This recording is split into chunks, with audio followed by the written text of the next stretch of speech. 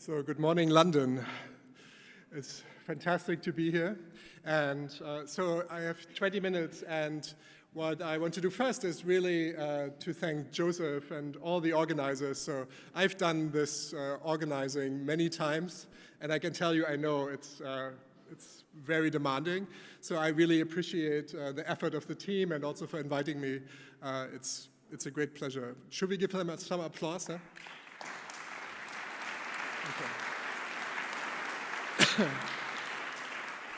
Okay, great. So as you can see, I'm a little sick. Okay, so hang in there. It will be good. This is definitely not enough brightness to this, but I will just start. Yeah, it's definitely not working, the technology here. Well, while you work on that.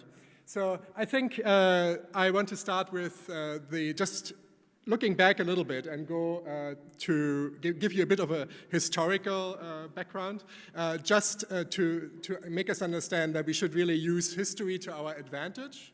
So here we could go back, of course, to Rochdale, right, 1844, but I will just skip ahead and have us sort of think for a minute about like which kind of moment of crisis we are in, and I'm doing that not to depress you, but rather to sort of make us understand what this movement, the platform co-op movement and open source and the solidarity economy and the peer-to-peer movement, what we are up against and how we should respond by really understanding this crisis. So I think if we are looking at the time period, the post-war period from 1950 to 1980, there you have this period that in the United States had relatively little inequality, right?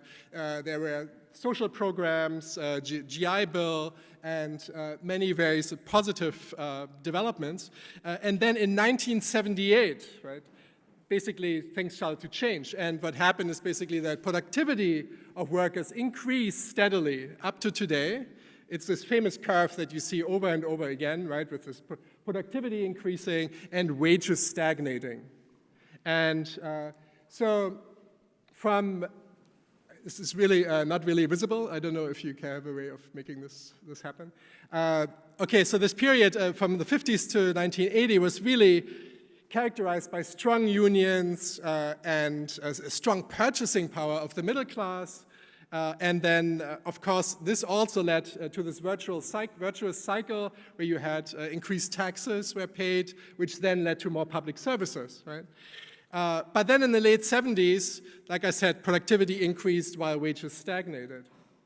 But so today, and I just want to remind us, this was already pointed out here at the beginning, that really inequality, I think, is one of the most important problems, income inequality today.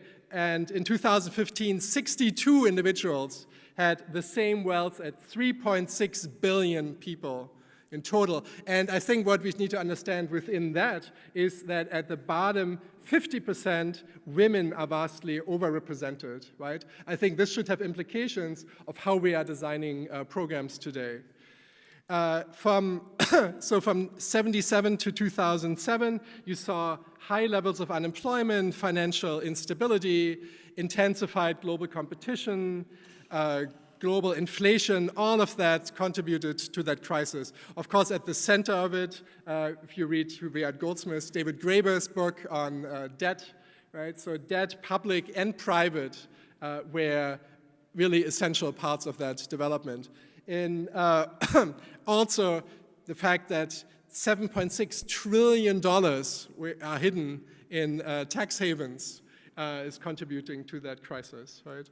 So in 1989, right, I was still in East Berlin and was very much part and witnessed this development of the implosion of the socialist republics. And what that really meant was that basically now capitalism didn't really have this external counterforce anymore, right? So there was no pushback.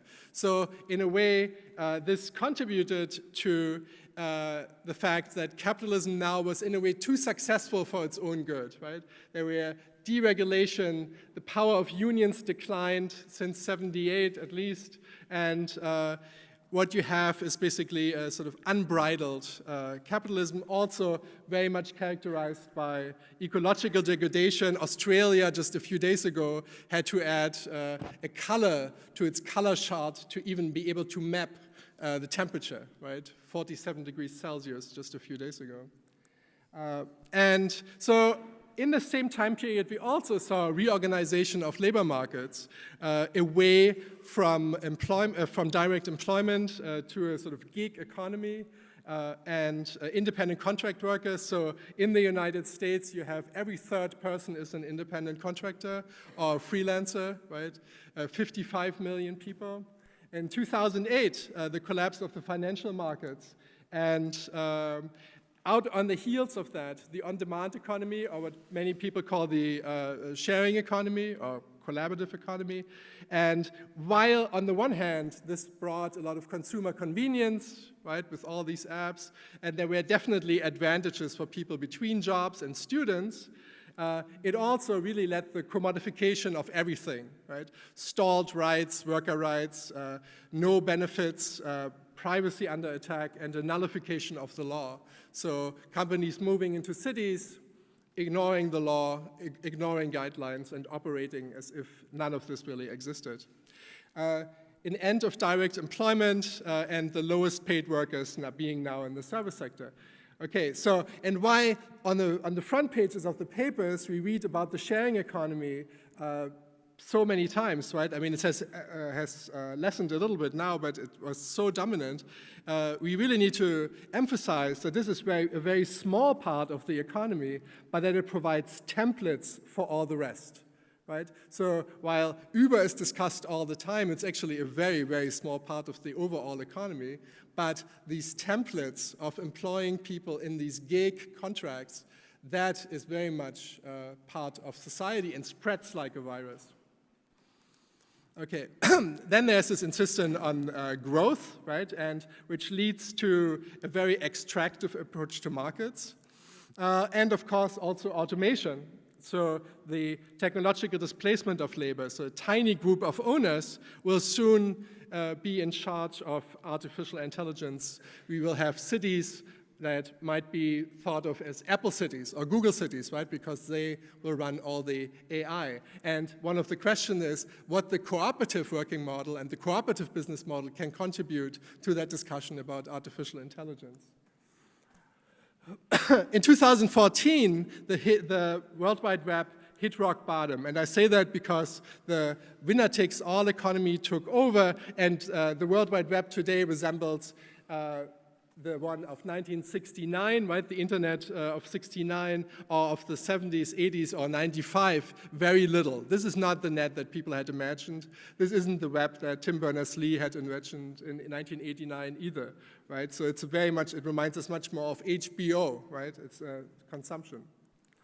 And to come to the end of this, now we see in the United States, Germany, France, in the Netherlands, and of course, in the United States, a real shift to nationalism, localism, and cultural schisms, which also contribute further and accelerate this crisis, right? So what we are ending up with is something where we are not really quite sure how to move ahead, right? It's a sort of situation that hangs in limbo. It's not quite clear what will come next.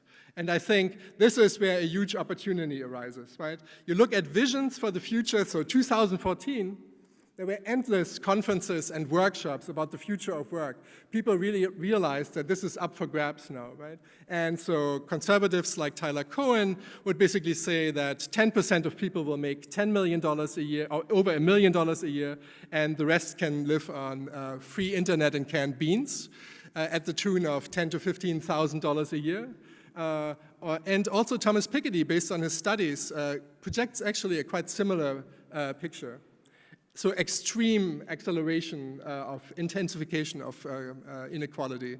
So you can't read this here, but it's basically tells you about Piketty's projection for 2030, which said that the top 10% will be making around 9,000 euros a month, right? Where the bottom 50% will make 800 euros a month. So So what matters now the most is sort of a new common sense, right? There is a common sense that allows these CEOs to make $500,000 or $1 million or $5 million a year. And what we need is a common sense based on a model that is grounded in the ideal of an economy that is good for all, right? So there is no concrete master plan right now. People suggest global taxation of the 1%, universal basic income, but these are relatively distant visions, right? This is not something that you can work on right now. So what is needed really is a focus on near-term alternatives, so things that you can do when you walk out of Goldsmith and that you can start working on, because that is missing, right? So alternatives that we can actually engage in. So there's a huge opportunity coming up for cooperatives, which is the retirement of the baby boomers, right? So there will be trillions of dollars transferred in transactions when these businesses are sold. Some of them will be bought by Goldman Sachs, and others could be purchased by the workers. And for that understanding to be there, we need to basically promote this idea of worker ownership and of cooperatives so that that's even on the map when this moment comes, right? When baby boomers start selling their businesses.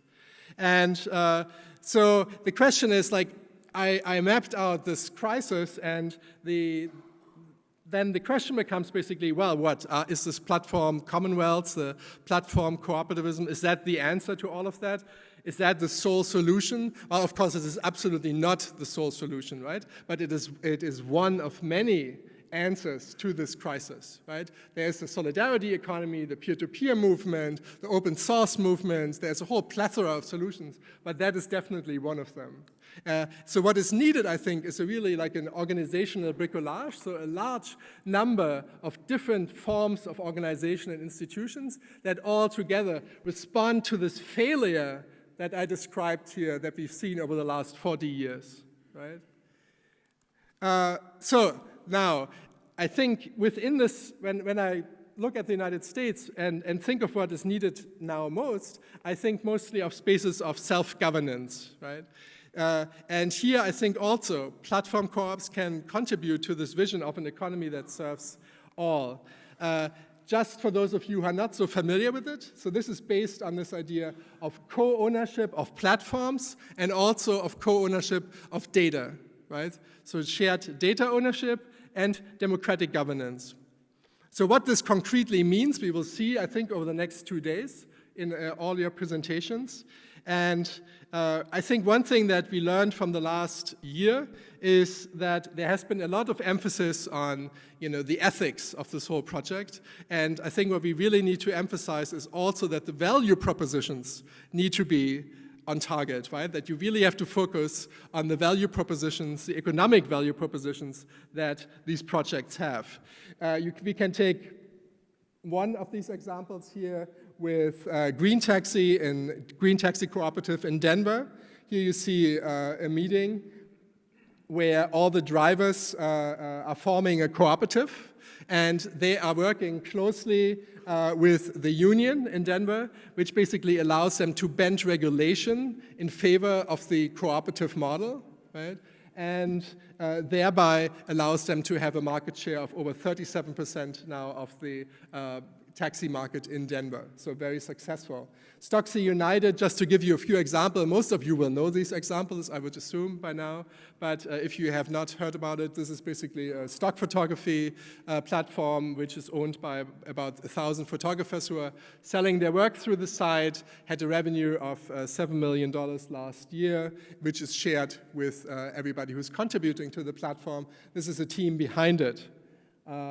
You have medata.coop in Switzerland, which is basically focusing on cooperative data ownership of health of patients. So when you go to the hospital, you can decide how you selectively release your health data to the hospital based on this co-op. Fairmondo, which is an online marketplace, now also started in the UK. It's cooperatively owned as well, so a multi-stakeholder cooperative. So you see that there are many different types of platform co-ops. and they're really into transparency, as Felix likes to point out. And then, of course, not a few months ago, my collaborator Nathan Schneider started initiated this project, basically suggesting that we should all buy Twitter and turn it into a cooperative. And in the beginning, I thought, like, well, good luck with that, right? How far could that possibly go? And I was absolutely stunned how people were on flames about this idea, to the extent that now the Financial Times wrote about it, and even the shareholders of Twitter are now considering it. So you never know where you go with these projects. Talking of Nathan, he has this fantastic directory of all these platform cooperatives. So if there's ever doubt that these projects are just an academic pipe dream, you can go on the site and see a directory of several hundred projects within that ecosystem. So what I really want to emphasize before I close is that this is basically definitely not about some kind of techno-solutionism. I mean, I say that in every time I speak. This is not about changing the world, one app at the time, right?